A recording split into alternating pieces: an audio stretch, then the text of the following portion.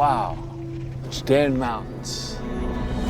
In this land, 3,000 years ago, the Hebrew people wrote the central text of the Hebrew Bible, or what Christians call the Old Testament. Even though most of us own a Bible or two, we might not realize how much this collection of ancient Hebrew texts has shaped our values and our thinking even today. Hi, I'm Drew Johnson with biblical scholars and philosophers here in Israel and in the U.S. We see the deep networks of thought in both the Old and the New Testaments. But could it be that this ancient nation of shepherds, former slaves, and fishermen developed their own philosophical ideas that rivaled even those of the Greeks? They did, and we're calling that collection of methods and ideas Hebraic thought.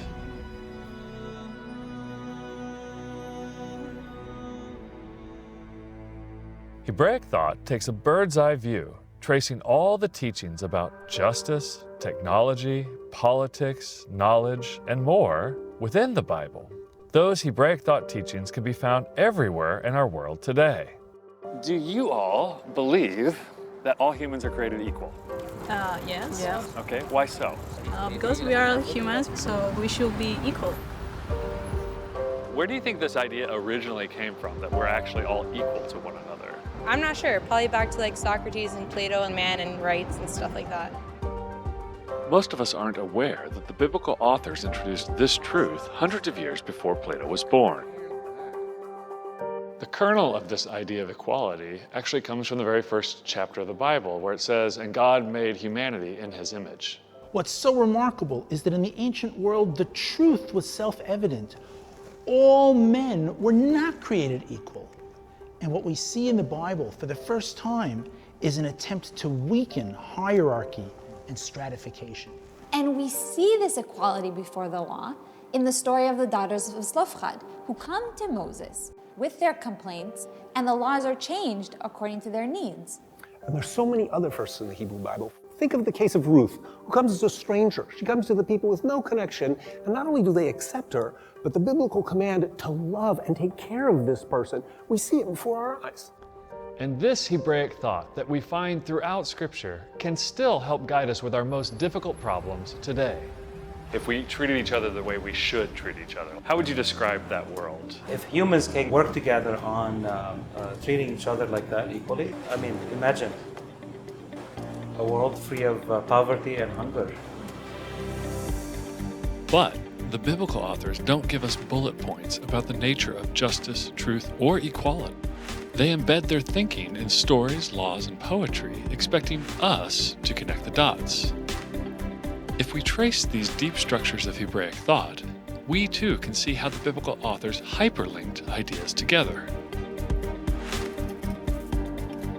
We see that Jesus always answered hard questions about what we should do by referring back to the biblical reasoning about morality.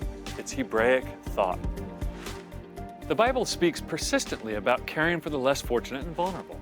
What better example of that is there than the Good Samaritan? Right, and it's precisely the Bible scholar in the story who misses the intent of the Hebrew thinking about the vulnerable. God has always cared about caring for those in need, yet he fails to connect the dots. He doesn't think Hebraically.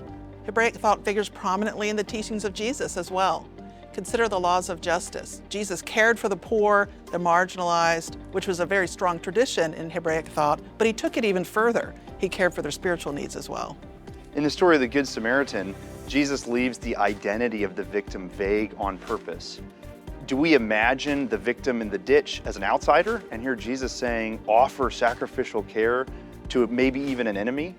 Or do we imagine someone like me in the ditch and find someone like me dependent on the compassion of an enemy? Whether we've read the Bible or not, we can trace the effects of Hebraic thought from the Old and New Testaments and into our beliefs about human equality today. I think we have a responsibility to take care of our fellow human beings. If we all treated each other with kindness. I believe that we are one race, and that's the human race. We've only been successful as we can be by lifting each other up and by giving people opportunities. You know, in a perfect world, yes, we should all make sure everyone is at least having basic food, a safe place to be. I feel like, yeah, we should definitely have those basic needs covered for everyone.